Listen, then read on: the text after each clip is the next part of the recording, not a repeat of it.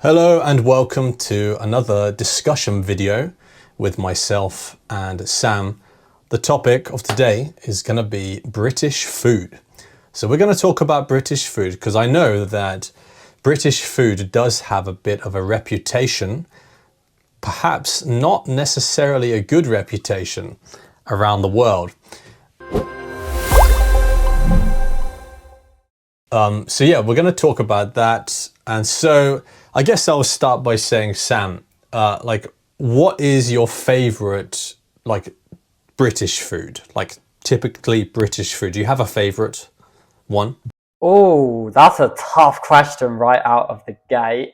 I really like, I don't know the typically British food because I guess sausages have come from Germany, but nothing beats like good British sausages. Here in Argentina, the sausages are very different. And I have to admit, I've been missing maybe not just British sausages, I'll say a sausage roll in particular. A nice warm sausage roll from Greggs. I think that's top of my list. Yeah, Greggs is one of the most popular chains, food chains in the UK. And I was in Greggs the other day and I got a steak bake. And I tell you what, it was very good. It was a perfect steak bake. So Greggs, if you come to the UK, you have to go to Greggs. It's one of the best. So for my favorite food, I suppose I would probably choose something called toad in the hole.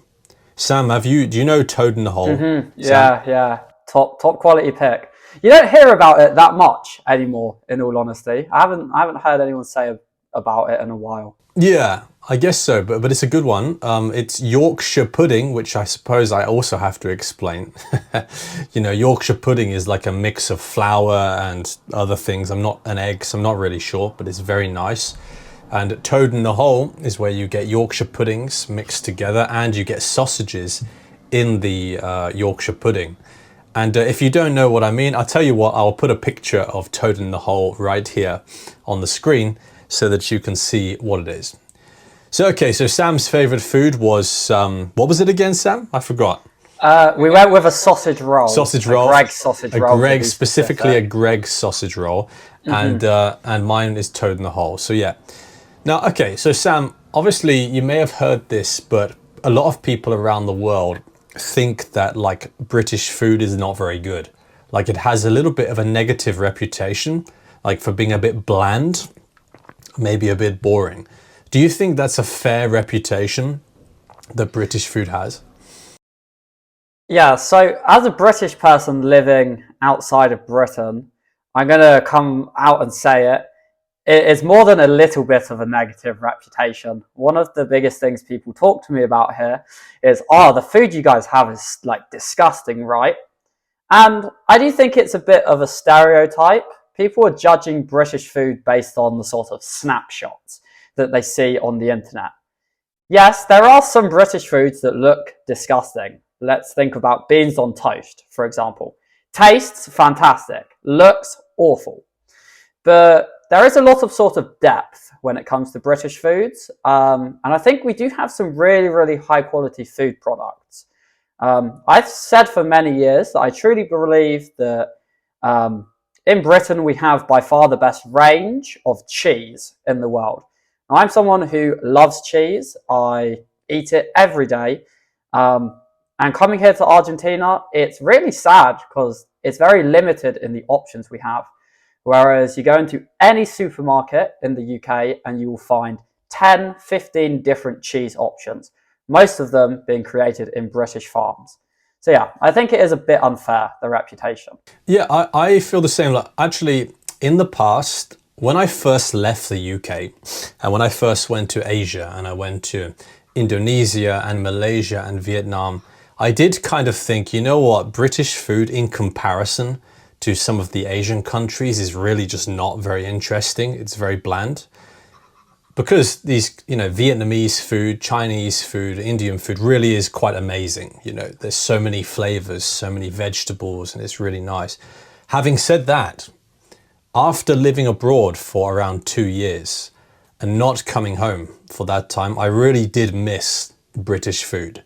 And you know what? There is some really good British food. how can you go 2 years without having a proper English breakfast? You know, how can you go 2 years without having a Sunday roast?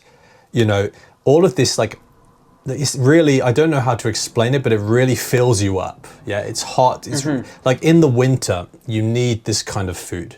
And I think perhaps that's what people from other countries are missing, is that, like, think about like turkey and gravy and roast potatoes and Yorkshire puddings.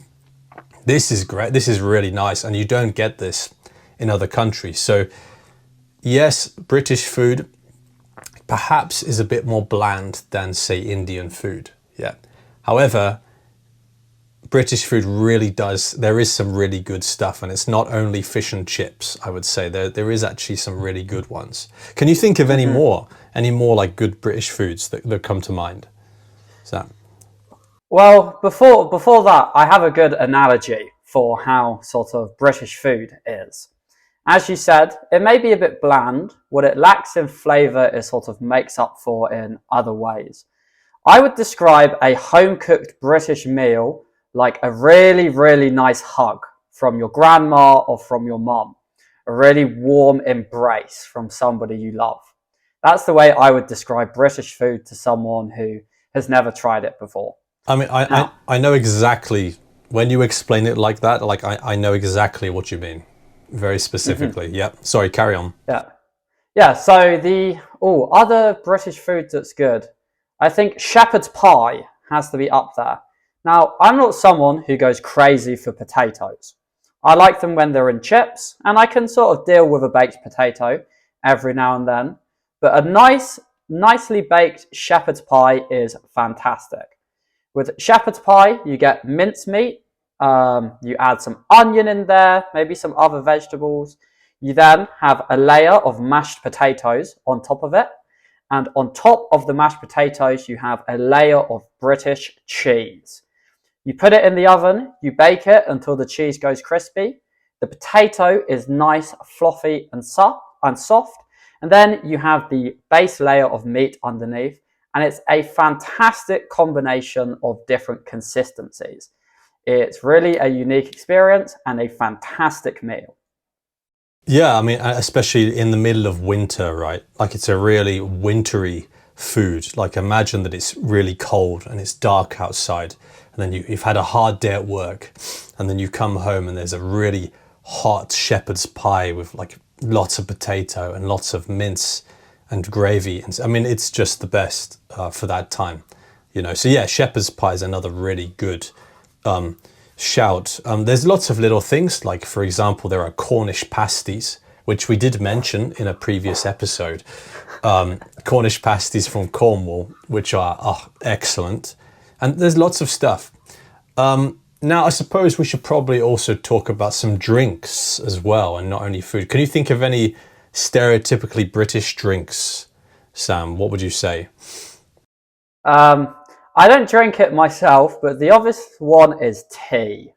A nice cup of warm tea. I'm actually drinking a cup right now. So normally I have my mate, but that's a little bit different, I guess. Very South American. So why, speaking of tea then, why do we drink so much? I mean, you don't actually, you just said, but why do you think we drink so much tea in the UK? It's definitely a social thing. So tea is almost used as a vehicle to spend time with other people. If you bump into someone you haven't seen for a while, or like you're walking past a friend's house and you spot them, they'll always say to you, would you like to stop by for a cup of tea? The cup of tea is not really important, but it's the thing that brings you together. It's something that you can use to sort of share time with other people.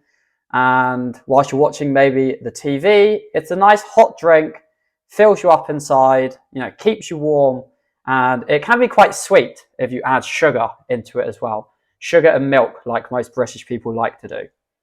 Yeah, I personally don't have any sugar, but yeah, I mean, the thing is, what you need to understand about tea is that it's really linked to a lot of things. Like, it's linked to many memories of a British person. Like it's coming home from work, like having a hard day, and then maybe your wife or your girlfriend or something makes you a cup of tea, and it's like it doesn't matter, like, all the other way around, of course. It doesn't matter if you've had a hard day, things have been really difficult. Once you've got that cup of tea in your hand, it's like, you know what, things are not so bad, right? You know, things can seem really bad, but as soon as you have a cup of tea in your hand, it's like, okay, it almost brings you back down to earth again, and you feel, you know what, it's okay. I have that sort of similar memory from my childhood when it comes to cups of tea. It reminds me a lot of my childminder. Now, a childminder is someone who looks after children whilst their parents are at work. So when I finished school, my childminder would pick me up and we would go to her house for a little bit.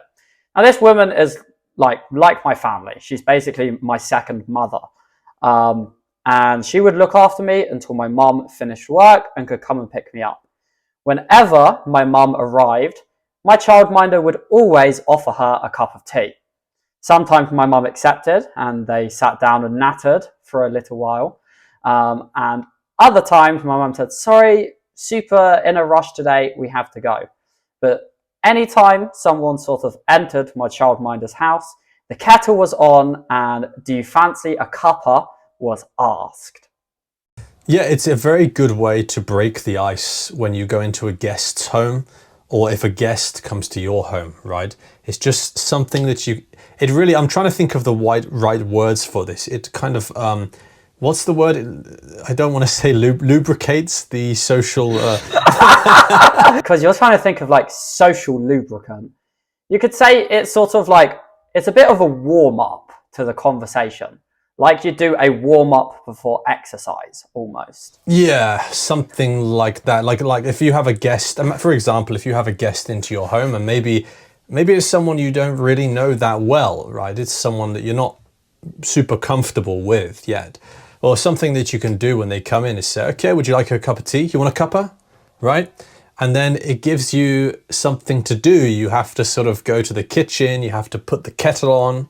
Right, the kettle is what you use to boil water. Okay, not every country, I've found out, not every country has kettles. So yeah, you put the kettle on and then you give them something, and it allows, I don't know, like it allows the two people to feel more comfortable because they have exchanged a gift of some kind. Does that make any sense? I don't know, but yeah, that's why tea is so big in the UK, because it's not only a drink, right? It's used sort of as a tool for social interaction, I would say. I think you're missing one of the most important parts about tea as well here, James, and that is dunking biscuits. I have my little mug here. Dunking a biscuit in a cup of warm tea, stupendous. Stupendous. Absolutely fantastic. And you know what? I think that's the right word also for dunking biscuits. Stupendous. Exactly. What would you say is your favorite biscuit to dunk in a cup of tea? Ooh, see, that's a tough question, because your favorite biscuit and your favorite biscuit to dunk are very different, right? If we're talking just British sort of biscuits, my favourite biscuit overall, undoubtedly the custard cream.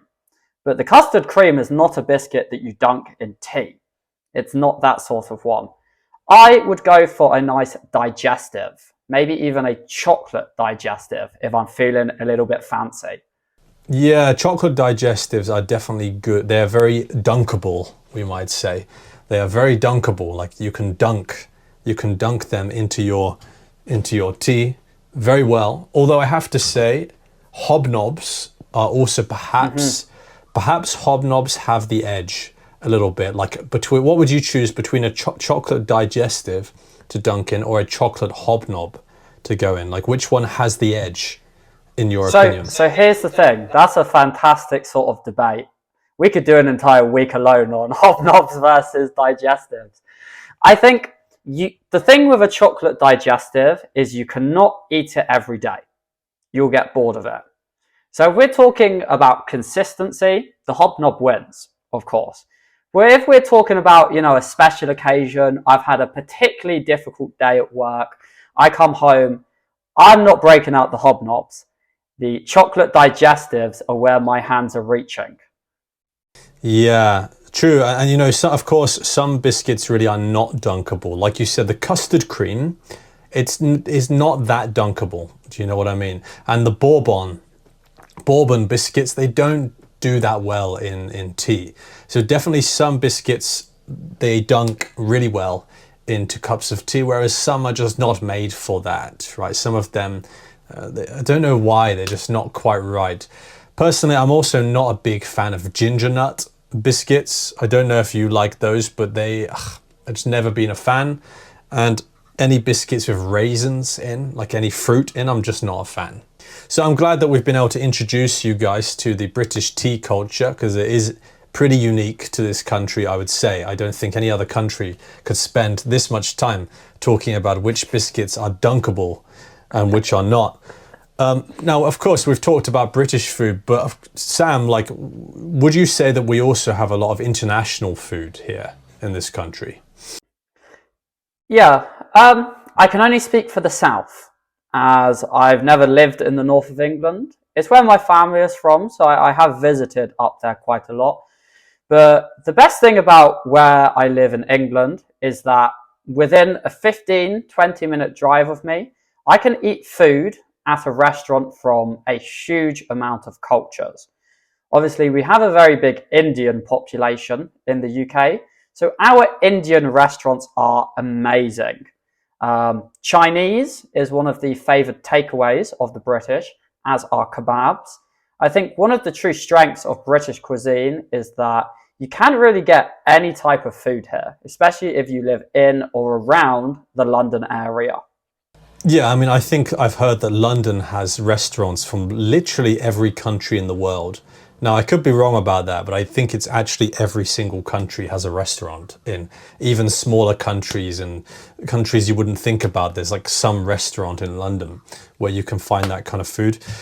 Yeah, so definitely in this country, there's lots of Indian restaurants here. That's for sure. There's also a lot of Chinese restaurants, although I think that's true for a lot of places. So it's true that you can get food from basically any country that you want if you live in London. And if you live outside of London, you probably still have a Chinese and an Indian somewhere nearby your house. Is it true, Sam? I heard this, I don't know if it's true, that the most popular dish in the UK is or was actually an Indian dish. Is that true? I don't know if it's the most popular, but I believe you're referring to the fact that the chicken tikka masala was created in the UK. I believe in Bradford, of all places. I believe the story goes something like this. As lots of Indian immigrants moved to the United Kingdom around the 1960s, they obviously opened up shops selling Indian food. However, some British people, and by some I mean most of them, I imagine, complained that the Indian food was far too spicy. Now in the UK, we don't tend to do very well with spice. So the chicken tikka masala was created to give a milder alternative to the Indian curry. Yeah, right. And so they adapted the recipe for British taste buds, basically, because you're right that spicy food it's not, we might even say spicy food is not our cup of tea. Nope, it is not. And it's definitely for me, spicy food isn't really my cup of tea either. We just generally don't handle spicy food very well. So the Indian two dishes that come to mind is tikka masala and chicken korma as well. And I think, as far as I know, these are not really Indian dishes, right? They are like dishes that have been adapted to British taste buds. And I think that happens with Chinese food as well sometimes. Yeah, I would refer to them as British Indian dishes, as it is a blend of the two sort of cultures. Yeah, British Indian, we could say that. Maybe Bangladesh has something to do with it as well, but I'm not entirely sure. So great. So, Yep. sorry, on the topic of spicy food, I think we would be failing the good people of English Sponge if we went on an entire podcast talking about English food without mentioning our true national treasure. It is not the Queen, it is not football, it is Nando's. James, can you please explain to the good people a little bit about this fantastic chain restaurant? Well, everyone loves to go for a cheeky Nando's. That is what we call it, right? That's what a lot of us call it. We want to go for a cheeky Nando's. Nando's is a restaurant with, I guess, is it Mexican food, Portuguese food? What kind of? It is Angolan food. Angolan. So, yeah. Interesting. Yeah. So basically, the types of food that I think of with Nando's is definitely chicken wings and bits of chicken and rice. And you can choose, when you go to Nando's, you can choose how spicy you want your chicken.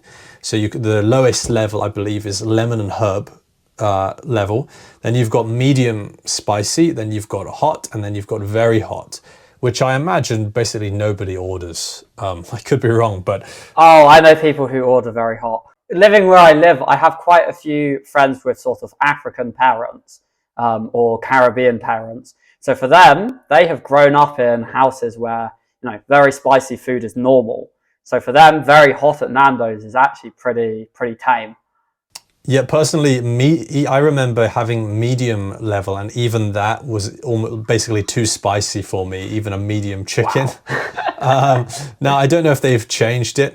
Me and my friend actually used to go to Nando's every single Wednesday after school or college. We actually had like a routine of going to Nando's every single Wednesday, and we had a card, and if you went to Nando's 10 times you would get a free Nando's or whatever. And so we did actually manage to fill a few of those cards up, so which goes to show that we went a lot to Nando's. So yeah, Nando's is super popular, or at least it was. I assume it's still popular in the UK. It still is. It's if any of you are traveling to the UK, it's a do not miss. One of my students recently went to the UK, and that was my biggest piece of advice to him: go to Nando's. And he loved it so much he went twice. So I think that's the best sort of advice I can give you. I like how that was your first piece of advice that you would give someone. Like nothing else, like no advice about what to see in London to go see Big Ben, or straight for Nando's. That's the most important. No, it is the most quintessentially UK thing I can think of, getting a Nando's. Like I said before, it is our national treasure. There is nothing. Maybe I'd put like David Attenborough on the same level, but it's like Nando's, David Attenborough, and that's it. I suppose one piece of advice I would give to somebody visiting the UK is probably to go for a pub lunch. If you're in London, definitely go to a local pub and definitely get a beer, okay? Even if you don't like beer, definitely get one, because it's like a British thing to do. And then get a pub lunch, because pub food, is pretty good as well if you go somewhere in London. That's what I would say. So Sam, any final things to say on this? We're probably going to wrap up soon, probably. Yeah, I think we've covered the topic really well. For all those at home watching, maybe think twice before you diss the British cuisine. It's not as bad as the internet makes it out to be. Yeah, if you're thinking of making fun or dissing British food, watch it, okay? Because it's not so bad. Don't diss British food. That's the message of this podcast. So guys, thank you very much for watching. I hope you've enjoyed watching this or listening to this B2 upper intermediate podcast video. Hope you learned some vocabulary, and I'll see you in the next one. Thanks guys.